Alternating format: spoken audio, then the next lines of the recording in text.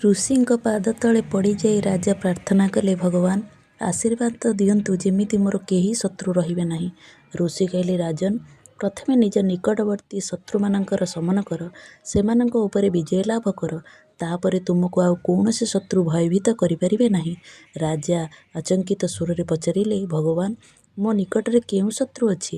ଋଷି ହସି ହସି କହିଲେ, ରାଜନ୍, ସେହି ଶତ୍ରୁ ତୁମର କୌଣସି ପଦାଧିକାରୀ ନୁହେଁ, ବରଂ ତୁମ ମନ ଭିତରେ ବସିଥିବା ଆଳସ୍ୟ ଓ ପ୍ରମାଦ ଅଟେ। ଆଳସ୍ୟ ଶାରୀରିକ ଶ୍ରମରୁ ଦୂରେଇ ରହିବାର ନାମ ଓ ପ୍ରମାଦ ମାନସିକ ଶିଥିଳତାର ନାମ। ଶରୀରରେ ସକ୍ଷମ ହୋଇ ମଧ୍ୟ ଯଦି କେହି ଶ୍ରମ ପ୍ରତି ବିମୁଖ ହୁଏ, ତାକୁ ପ୍ରମାଦୀ କୁହାଯାଏ। ଏ ଦୁଇ ଶତ୍ରୁ ମିଶି ମନୁଷ୍ୟର କ୍ଷମତାକୁ ନଷ୍ଟ କରିଦିଅନ୍ତି।